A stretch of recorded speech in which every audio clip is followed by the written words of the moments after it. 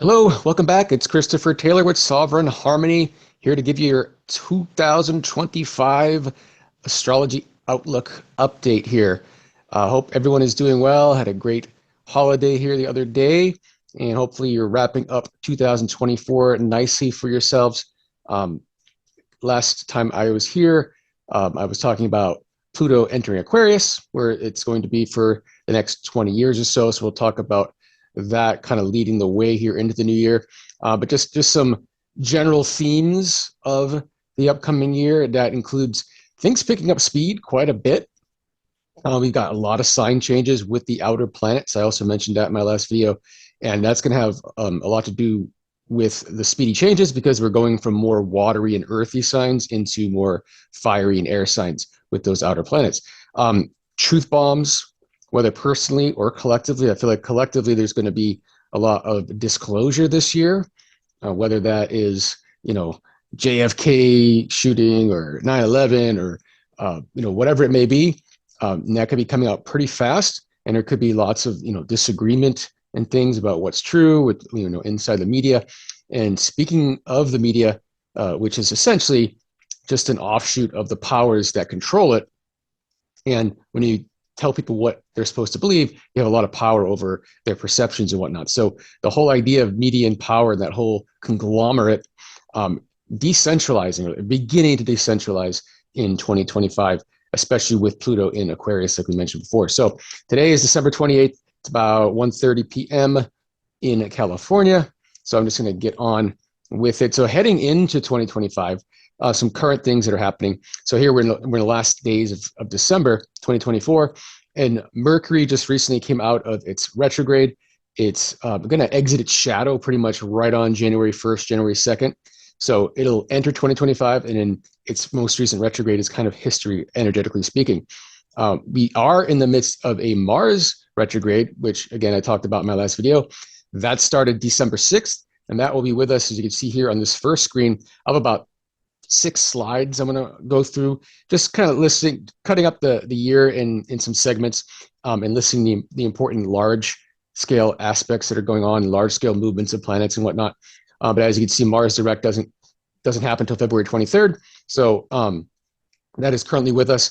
But also what's going to cross the threshold here, which already kind of started here the last few days, is Pluto in Aquarius, like I mentioned.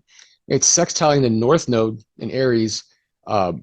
And in fact, right around the new year, so for several days, not this entire period, because this is about a 3-week period here for Pluto aspecting both the North Node in Aries as well as the South Node in Libra. But Mars will be opposing Pluto, so also making an aspect to the nodes at the same time. So this immediate entry into the new year here, like right around the New Year's Eve into the first few days of January, we got this somewhat volatile Mars opposite Pluto aspect. Mars in Leo opposite Pluto in Aquarius, with Mars being retrograde in Leo, like we said. And it doesn't have to be volatile. It can be very creative, very self-empowering. In a lot of ways, with Mars retrograding in Leo, we're kind of remembering different ambitions we might have put on the shelf in the past. And with Pluto in Aquarius, there's just this like kind of flame of remembrance as Mars opposites Pluto, opposes Pluto, because now we're kind of getting ignited with essentially old ambitions, old projects we wanted to do but couldn't for whatever reason before.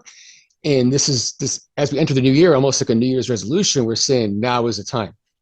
We're remembering that now is the time. Even if we can't get our feet on the ground right away as the year starts, we'll see that just the several weeks or a couple of months into the year, things do start moving forward, do start speeding up. But the realization of what maybe we put on the shelf for a while and that we want to put it back on our front burner, that could come to us here as we enter the new year. Another thing that will be happening this year, which doesn't happen every year, but about every other year, is the moon's nodes changing signs. So whether you use the true node or the mean node, the true node will change signs from North Node in Aries to North Node in Pisces, and South Node in Libra back into Virgo. That's when the true node will switch on January 28th. So only a couple weeks later anyway. That's when the mean nodes will switch. It's just a matter of where you measure them, how it's done. There's no right or wrong. They're usually close to each other anyway. Generally speaking, though, in January, the nodes will change signs. We can say that for certain. And as they do, they're basically crossing that line that marks the beginning and the end of the zodiac. So the Aries point, or 0 degrees Aries, is considered the start of the zodiac, and then the last degree of Pisces is the end of the zodiac. So with the nodes, they move backwards. They always retrograde, in other words. And so they're retrograding from the start of the zodiac to the end of the zodiac, right? From 0 degrees Aries to 29 degrees Pisces, the North Node anyway, I should say. And so the North Node has to do with where we're headed, whereas the South Node is what we're coming from, karmically speaking. So the South Node has a lot to do with temptations, things that we want to process and release, whereas the North Node are things that are calling us, things that may be uncomfortable, that require us to step out of our comfort zone to head toward them. And so the theme that we have had over the last year and a half or so with the North Node in Aries, South Node in Libra, has been one of trying to hone in on our individuality associated with Aries, hone in on our kind of sovereign boundaries, essentially, putting ourselves first. And so the temptation with the South Node in Libra has been a lot of codependent tendencies, people pleasing, putting ourselves last in situations, okay? And so we had plenty of situations in the last year and a half that challenged us to say, no, I've got to put myself first here, or, I'm falling back into patterns of codependency and whatnot. So hopefully we have passed through most of that with the eclipses that move through those signs over that period that helped catapult us toward, away from that South Node and toward that North Node. So now with the North Node in Pisces, South Node in Virgo, Virgo on the South Node is kind of tempting us with perfectionism, tempting us with criticism, so self-criticism, but also criticism of others, and focusing on the little things, the little details that can, make it hard to see the whole forest when you do that kind of thing. And then on the opposite side, we have North Node entering Pisces, Pisces being, taking a chance, putting all of our eggs in the trust basket, for example, looking at the big picture and dealing with the small things and not letting them bother us. That's more of where we're headed. So we're going to be challenged to focus on the bigger picture and let the little things go. That's going to be a big theme for the rest of this year and most of next year as well, in 2026. Now, as you see here, so almost immediately after, the North Node drops into Pisces, it's going to be in the late degrees of Pisces, 28 degrees at this point, roughly from the last couple of days of January through most of February. Neptune, which is in Pisces right now, moving on its way to Aries, like we said, it's going to change signs. But at that point, in late January to mid-February, conjunct the North Node. Okay, so this has a double theme because Neptune is the ruler of Pisces. We got the North Node in Pisces. They're joining each other. So this is a time that's going to really challenge us to just let go, to just trust. Okay, so there may be things coming up around that time, personally and collectively, that almost want to push us toward focusing too much on details, focusing too much on those small things. And what this is going to do is allow for some healing, allow for some a chance, meditation would be perfect. And what you're doing when you meditate is basically letting those things go, at least for a moment. And just by letting them go for a moment, sometimes they solve themselves, right? And that's a lot of what this energy is. It's trusting that things will come together, even if we don't have our mitts on it at every second of it, going on, because that can create anxiety. If you think you have to control every little piece, then you constantly feel like you're needed in the situation. But if you can release yourself from the situation, trust in the higher plan and where things are going, that's really the challenge with this Neptune conjunct North Node in Pisces here at that time frame. Okay, and then after that, you can see that the next three items on the list are all very similar. It's planets going direct. So I mentioned in the beginning here that we have things speeding up going forward. I mentioned about how the first few days of January might really remember or be reminded of projects and things that we've put on the shelf for a while, and suddenly feel inspired to jump back on them, right? And what that suggests is it's only going to take a few weeks before this direct motion really can help facilitate that. Okay, so we have Uranus going direct 23 degrees Taurus. It's on its way to Gemini by the middle of this year. It'll be entering Gemini for the first time in 80 years or whatever. That's January 30th. And then we have Jupiter going direct in Gemini, and it's going to take off and then cruise almost all the way through Cancer by the end of 2025 before it retrogrades again. So it'll be finishing up in Gemini here the first half of the year. And then I mentioned before, February 23rd, Mars direct 17 degrees Cancer. It won't exit its shadow until about April or so. So it's got a while to go to really cover the entirety of this retrograde phase. But Mars direct, that'll especially help with what comes up here in early January as far as moving forward goes. So, and then as we move into March and April, this is probably the most active and exciting and interesting month of the year, in my opinion. So I have from March 1st to April 12th. It's really only about a 6-week period. Lots of going on here.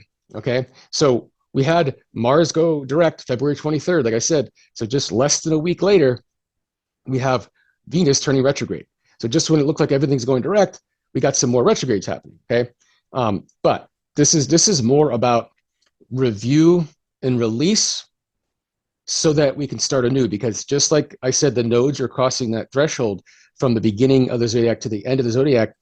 Now we have a retrograde of Venus as well as Mercury. You can see here. So about 2 weeks later, Mercury will go retrograde, almost the same degree, 11 degrees Aries for Venus, 10 degrees Aries for Mercury. So they're essentially paving a path along the same degrees.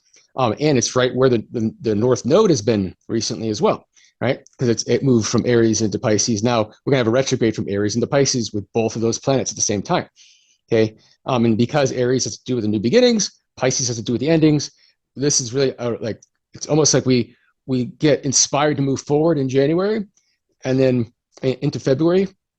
And then March comes along and there's a couple other things that need to be addressed on a mental level and on a heart level. So the mental level is Mercury, heart level is Venus. And so there's some things we just need to release, and we can't release them unless we go back to them, okay? And they have to be released to make room for what's coming on new in Aries, this Aries energy, okay? And then notice right around these times that we have the retrogrades of Venus and Mercury, we've got a lunar eclipse in Virgo. So now that we have the nodes, slipping back into, the south node back into Virgo, we're going to start having the eclipses in Pisces, Virgo over the next couple of years. We still have, one more Aries energy eclipse, as it's still kind of close to Aries. It's not, the nodes aren't too far from Aries. So we got one more eclipse in the Aries Libra series that's kind of fading out, and the Virgo Pisces is fading in. So this is kind of a transition time for the eclipses. And notice something very interesting. If we jump back down here, when Mercury and Venus actually do go direct, they're going to go direct at almost the same degrees of Pisces, just like they went retrograde at almost the same degrees of Aries. So they're covering essentially the same, energetic pathway as each other, and not too far apart from each other. I mean, that was almost 2 weeks apart as far as the retrogrades are activated, but their directs were only 5 days apart. So there's, a lot of energy that's kind of amplifying itself, suggesting releasing the old, making room for the new, jumping into the new, as we also transition our eclipse cycles. And also notice this, that lunar eclipse in Virgo at 24 degrees, notice that lands exactly opposite where both of these planets are going direct. And then on the same note, that solar eclipse on March 29th, 9 degrees Aries, is essentially within a couple of degrees of where those two planets retrograde, Mercury and Venus. So we have Mercury and Venus setting the stage by turning retrograde on the point where the solar eclipse will happen. And then they go ahead in about 3 to 4 weeks after the lunar eclipse in Virgo, and they turn directly opposite that point. So very significant that these two eclipses, they represent the transition from the two, families of signs are happening, or being pointed on the degrees where these two planets, Mercury and Venus, are going to turn retrograde and turn direct. So that's really interesting to me. And to add to that mix, we have our Neptune in that same zone. So these these two retrogrades of Mercury and Venus are going to be crossing Neptune during their retrogrades, because Neptune is going to be in late degrees of Pisces, crossing over into Aries. So they're gonna meet up with each other, and it's all kind of colliding with this point of Neptune entering Aries. Okay, and so Neptune's been in Pisces since 2011. So it rules Pisces, like we said. Aries is a very different energy. So there is, again, that same theme of finishing up, releasing, preparing for this brand new kind of era, essentially, where, Neptune in Pisces has been a lot when it comes to the media, like I've mentioned before. It's, a lot of fuzzy, hazy energy, can't really figure out what's true, what's not true. And Neptune comes into Aries, instead of like being driven by collective sense of what is true and not, it starts to become more sovereign and personal. And so, what do you think the truth is? What is your philosophy? What is your discernment of this foggy information? Okay. And so there's a sense of, this splitting into more decentralized senses of what is the story, because Neptune has to do with the story, right?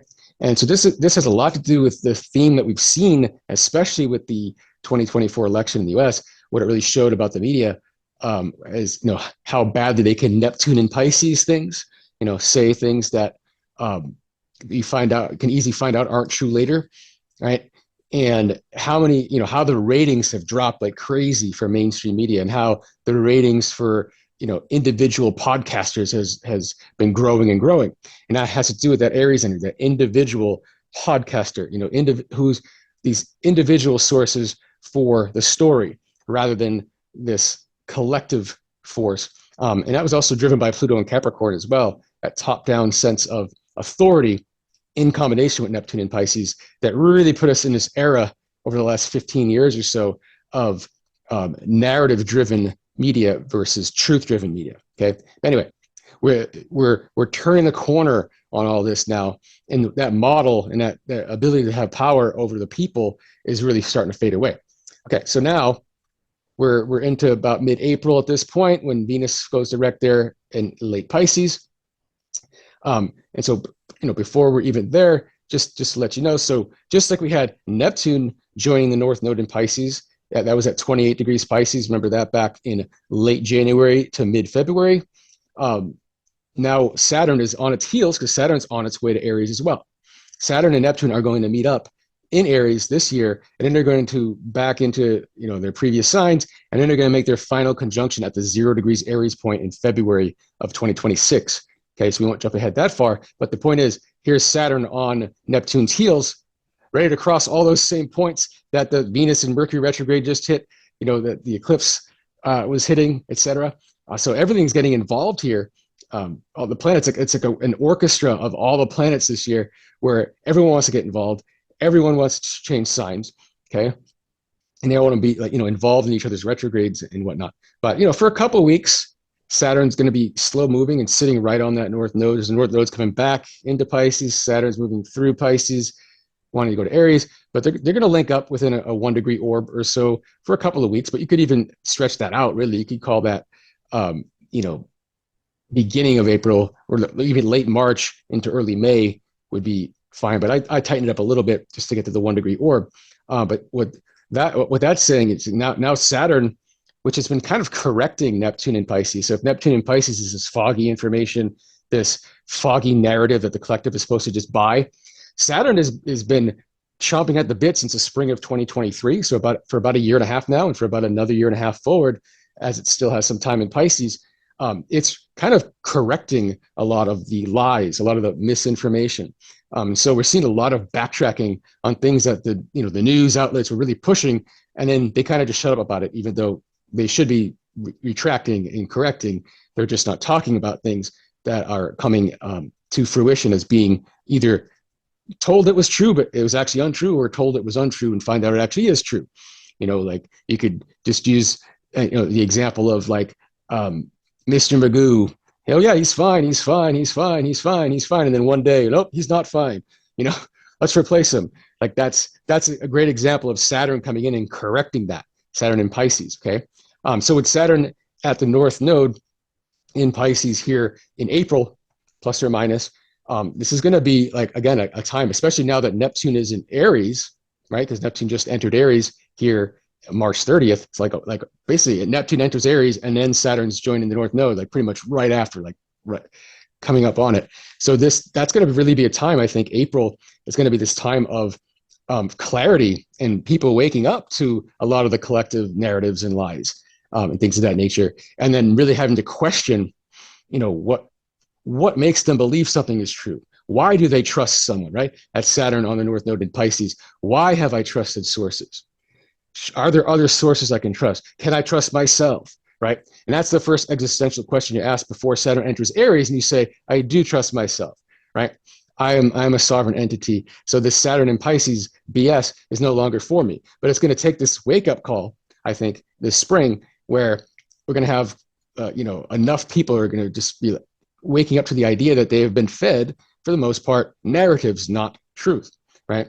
And then looking to, okay, where can I get my truth? And ultimately, you should be getting it from yourself. You should be discerning. But if there are independent outlets and you can view several of them and then make your own conclusions, that's a start, right? And we're going to see, I think, a massive shift here. Not that it hasn't already happened or haven't already started, but a massive shift toward independent media for that reason, okay?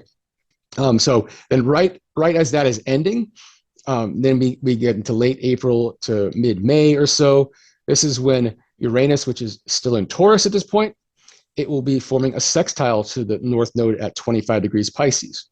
Okay, so we still have that North Node floating back ever so slowly through the late degrees of Pisces. And now we have Uranus in Taurus sextiling that. Okay, and so Uranus is the planet of surprise and revolution and things of that nature. It's in Taurus. Taurus is a little slower, has a lot to do with finances and money, etc.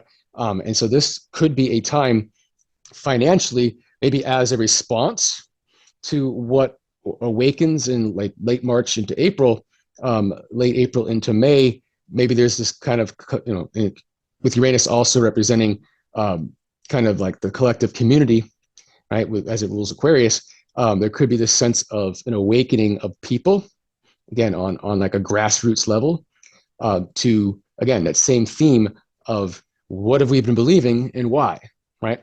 And how can I discern for myself, that kind of thing. So it kind of adds to what's going on there.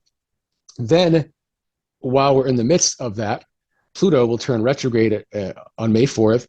No big deal, it goes retrograde every year. But this time, when it goes retrograde in Aquarius, it's not going to back into Capricorn.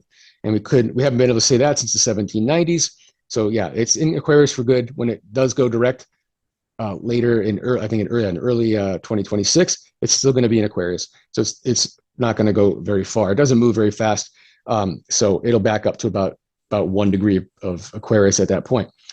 Then, like we mentioned, Saturn is joining that node in Pisces just before its entrance into Aries. There it is, May 24th. Saturn enters Aries, and so now it's there with Neptune, which is fresh into Aries, only a couple months later. And so this is that whole theme of decentralization of power, and and decentralization of the media, because the media and power are really intertwined. The powers own the media. The media has the power to control your perception. So there is a kind of a marriage there between media and power, and that's coming into this disintegration, this breakdown as we move in here. Because with Saturn and Aries, it really is about self-responsibility. Saturn has to do with responsibility. Aries has to do with the self. So it's being responsible for yourself, what you're thinking, what you're feeling, and not allowing some kind of mass narrative campaign tell you what you're supposed to think, tell you what you're supposed to feel, and then therefore you'll act based on your feelings, based on your thoughts. So if you can get someone to believe something and think something and feel something, you can get them to act in certain ways. This is kind of like I feel like it's breaking free from that with Saturn and Aries, because now we're getting into self-responsibility. So you can make that choice. You can react however you want to react. You can perceive it however you want to perceive it. Okay, and so this is going to be a theme again moving forward over the next few years. So starting slightly before Saturn enters Aries and lasting until slightly after, now we have Jupiter, which is still in Gemini at this point, okay? And it will be squaring the nodes at the North Node in Pisces, South Node in Virgo at about 24 degrees. And so it's just kind of jumping. Notice how every planet, whether it's the outer planets, Pluto, Neptune, and Uranus, or the mid planets, Jupiter and Saturn, which have to do with society and whatnot, they're all making aspects to the nodes, because the nodes are changing signs around the same time those planets are changing signs. And so they're all making aspects at, all in the first half of 2025, if everyone wants to get on it. And so that Jupiter square the nodes, Jupiter in Gemini, again, it's coming after this phase. So now this is really about what we've seen the last year or so, what we've heard, how we've seen stories change the last year or so. And people are really deciding to either go back to the old, where they just trust all those details, the Virgo stuff, or to go forward and trust their intuition on what's really going on, right? You can't just trust the words because they came out of the TV box, right? That would be a Virgo thing, but you want to be able to trust the whole picture of things, and that involves discernment. That involves understanding how there's a contradiction. Right? Jupiter and Gemini has brought up a lot of contradictions in the last year. So you hear two things that are both supposed to be true, and they can't both be true. It's up to us to decide what is, or how much of what is out of each thing. Okay. And following that, June 9th, we get Jupiter into Cancer. So now we're, about halfway through the year at this point. So Jupiter into Cancer, very different energy than Jupiter and Gemini. Now we're kind of expanding on our sense of what really what makes us feel at home.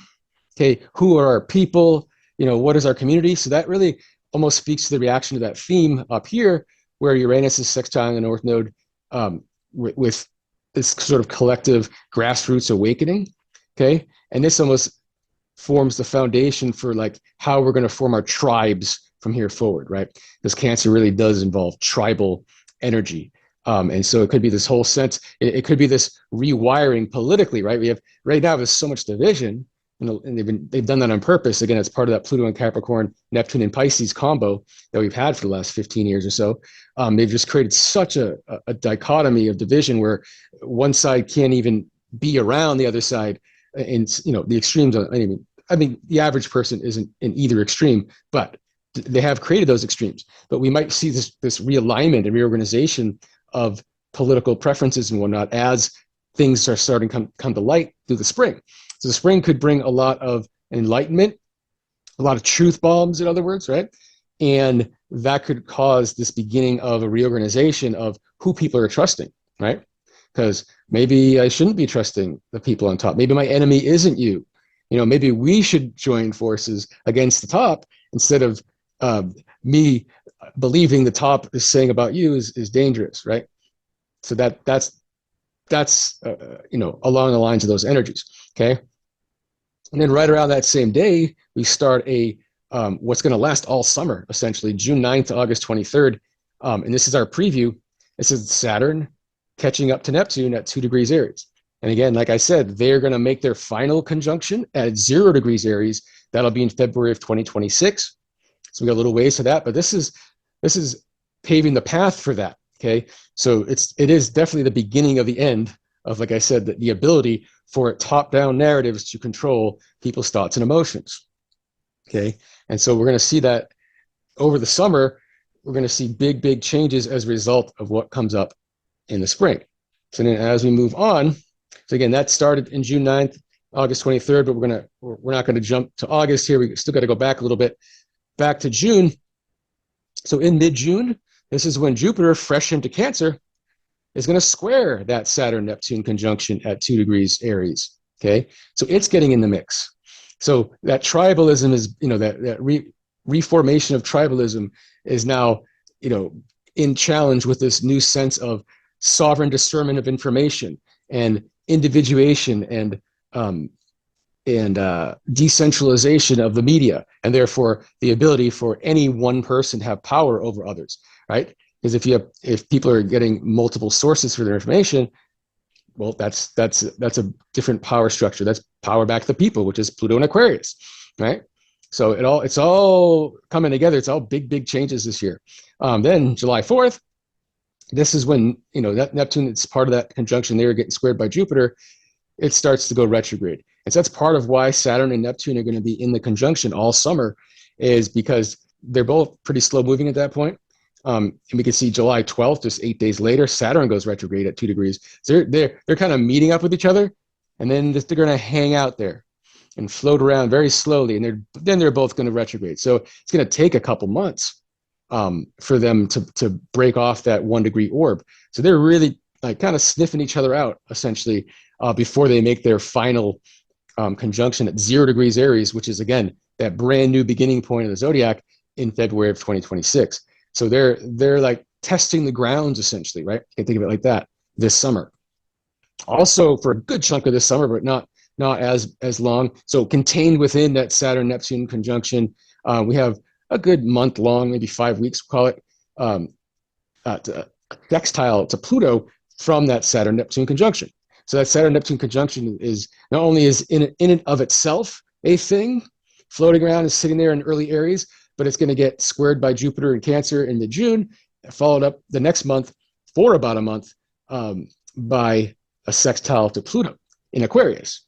So they are all talking to each other. If you want to think of it that way, if you want to think of it like they all have their own job, but it's like in a lot of years, there's kind of one theme over here, one theme over here.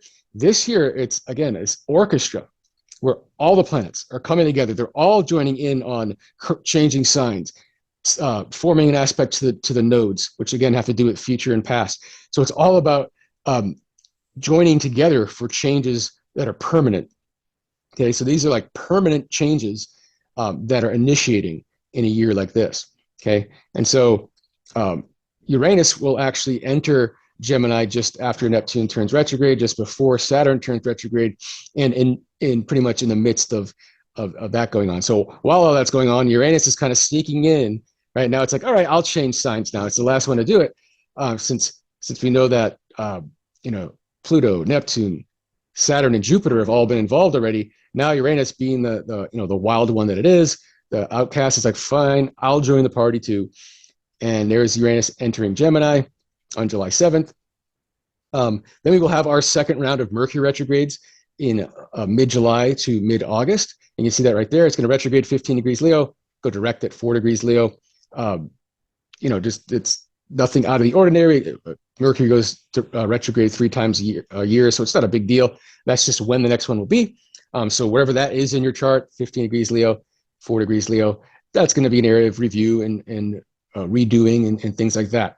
So as we move to the later part of the summer into the fall, what was I talking? Yeah. So I just mentioned that Uranus is entering the mix by entering Gemini on July 7th there, right? And then so what happens is by the time we get to late July, now Saturn starts forming a sextile to Uranus. And because Neptune is pretty close to Saturn, remember they're still kind of together, right? They're going to form a sextile. Neptune's going to form a sextile to Uranus as well. So Uranus is joining the party, and it's going to link up with Saturn and Neptune, just like Jupiter did, just like Pluto did, right? So now it's Uranus's turn, and Uranus is going to take that Neptune sextile right to the end of the year, from August 7th to December 17th. And so this is like a more of a higher level order of, on a spiritual level, what's going on with the world at this point. And so there's kind of a point of no return in that aspect. So we got the combination of Neptune and Aries. So again, it's that sense of, dissolving the war within so we can dissolve the war without, right? And it's taking on a new sense of, what defines how I see a story, what is true, what is not true. And it's going to be all about that responsibility of self, going back to that Saturn, right? And then Uranus, Gemini, this also speaks to that speediness. And I said things are picking up. Uranus, Gemini is taking up, right on the heels of Jupiter and Gemini. If we could think of Jupiter and Gemini the last year and right on through June this year, like we said, that is expanding our ability to see the different sides of things and the possibilities of things, and to see how two things could possibly be true at the same time. Now Uranus comes in and says, it doesn't matter what you think you believe, because Jupiter has a lot to do with what we believe. Uranus is like, hey, this is what it is. regardless of what you believe. And so again, part of that course correction kind of action of Saturn and Pisces we've had. Uranus and Gemini is just like information, more truth bombs. Again, more sense of disclosure and things of that nature. And then as that's happening, for not quite as long as Uranus is sextiling Neptune, Uranus, again, because it's joining that party, it's gonna meet up with everybody, right? Now it's trining Pluto in Aquarius for a couple months, 2.5 months, really. And Pluto being, that power to the people now in Aquarius, Uranus being like just the truth is what it is, regardless of what you believe. Here it is. This again speaks to that whole idea of the truth bombs and the disclosures. So overall, we could see, January, February, we kind of warm up to this idea of moving forward again, with our passions and with things that we want to do. And then we get to March, and we have this March into April is like this one last sort of rewind and delete so we can move forward and have room for it energy with those eclipses and with the Mercury and Venus retrogrades, etc. And then the springtime has this way of kind of opening up the floodgates of information and people becoming aware of things that they thought were true that aren't, that, the other way around. And then in summer, people are coming together, and there's a sense of, the collective really shifting on a one-way street, essentially, again, toward a new beginning that will not return, essentially. And 2026 will be the capstone of this, as all these planets that are meeting up here and these signs and these new signs, they're all going to retract, with the exception of Pluto. They're all going to retract. But in 2026, they're all going to make their comeback, which means they're all going to aspect Pluto again. And so that'll be like the final chapter of that. But 2025 is definitely setting the stage and getting things in motion for long-term, permanent societal change. That's the best way to put it. And a change to the way people perceive what is true, i.e. the media, and therefore a change in the way they perceive their empowerment. Okay, because you're empowered when you're in control of your thoughts and you're in control of your emotions and you're in control of how you perceive things. You're in power, essentially, of yourself. And that's really the theme of the shift that's happening this year. Then we move on to the fall months. September, this is when Saturn is, it started retrograding earlier, like we saw. It's back into Pisces. So now we still have some of that correction, right? It's still got a job to do until February or whatever, when it makes its final entrance into Aries. But from September to February, it's got some final corrections to happen. So some final karma, essentially.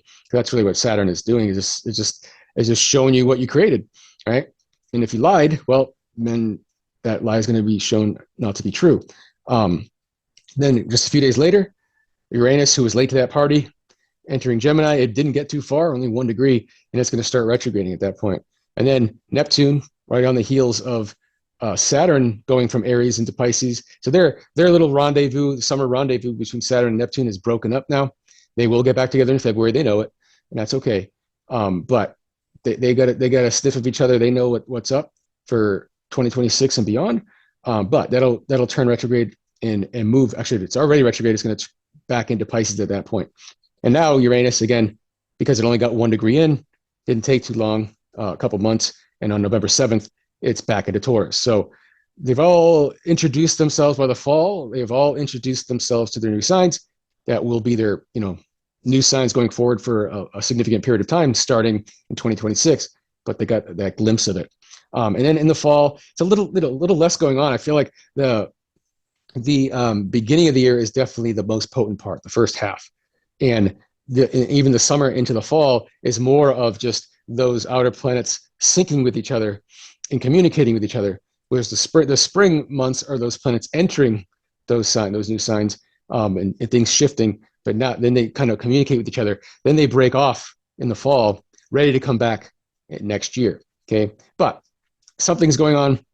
For example, the last couple months of, well, I guess just a month and a half or so leading up to the end of the year, Jupiter in Cancer will trine Saturn in Pisces. So Saturn's back in Pisces. Jupiter is advanced pretty far into Cancer at 25 degrees, but they'll be in a little trine with each other. And the reason why that lasts so long is because Jupiter is turning retrograde right there, right in the middle of that zone. This is also when the final Mercury retrograde will occur it's going to back from 7 degrees Sag back to 21 degrees Scorpio. So find that in your chart. No sense in getting into the detail of that. We'll get to that later in the year. Again, that's not out of the ordinary. Mercury is going to retrograde 3 times a year anyway. And then Saturn goes direct on December 10th at 29 degrees Pisces. That's as far back as it's going to go. It'll never be in Pisces again in our lifetime. When it enters, I think it's February that it enters in 2026. It'll enter Aries again. It'll join with Saturn, and that'll be it. Brand new Earth, essentially, brand new world. And then the final thing to mention would be in the last couple of months of the year, Jupiter in Cancer. It doesn't start. It'll already be it'll be like stationary essentially when it starts to square to Chiron, and because it's turning retrograde, it lasts a little longer. So Chiron is in Aries still. It's actually one of the it's an asteroid. It's not a planet, but it's one of the planetary bodies that is not going to actually change signs this year. So it'll still be in Aries the whole year. But that Jupiter square Chiron energy, I think that has a lot to do with, again, this new form of tribalism with Jupiter and Cancer squaring Chiron and Aries, which has been challenging us for the last several years to, again, set our boundaries, put our foot down, who we are as a sovereign being, right? Because now if we're retribalizing, essentially, we've got to keep our ground, right? And so I think there's a challenge this fall when we get there and leading up to the end of the year of people trying to maintain their sovereign boundaries within this new form of camaraderie and tribalism that's developing. But these past couple of years have really taught us how to do that. So we're really ready to do that. No one wants to be in those crazy polarized situations anymore. And I think we're gonna see that break down as the systems that create that polarity break down. The polarity itself will break down because humans inherently are people that want to get along with each other. They don't want to hate each other. They only hate each other because they're told to, because they're told that that's your enemy. And of course, the enemy is the one telling you that you have an enemy in one of your fellow mates on your level. There, doesn't matter what you think about politically. You're on the same team. They're not on your team, and it's going to become very clear this year that division between that top-down division versus a left-right division. And if people haven't seen it yet, this is the year it becomes so obvious that the structures, the media, et cetera, that are in place to keep that imposed are just going to have no foot to stand on. Okay. So anyway, I think that takes us to the end. So again, it's Christopher Taylor with Sovereign Harmony. I appreciate you coming back by. If it's your first time, I appreciate you sitting with me. I don't know how long that went. I wasn't really paying attention. It's probably like 40 minutes or something like that. But it is a whole year's worth of astrology, so sometimes it does take a little bit longer. But again, some of those major themes: speedy changes, truth bombs, decentralized media and power, among other things. I've been doing this since 2008. YouTubing probably since 2010, 9 even. I don't even know. But I have never seen a single calendar year that had all the outer planets essentially changing signs, the nodes changing signs, and all of those outer planets with each other and with the nodes all making aspects. So all communicating with each other. This is the first time I've ever seen anything like this. So this is a very significant year for permanent changes, like I said. So if you have any questions, please let me know. If you're looking to have your own 2025 astrology outlook, I'm definitely available for that as well. We can dig into a lot of these energies, where they fit in your chart, how that's going to affect, or what that can potentially lead to as far as your spiritual growth going forward this year. Also, do follow me on Facebook. I do multiple posts a week. Also, Instagram, same thing. I'll post the same thing over there. And you can also follow me on Twitter/X, Telegram, etc. But anyway, if you have any comments, please do comment down below in YouTube. Please like, share, and subscribe. And Happy New Year 2025. I'll probably be back here in a couple months, just before that Venus-Mercury retrograde and eclipse season happens here in March and April. So I look forward to seeing you then. Until then, take care and Happy New Year.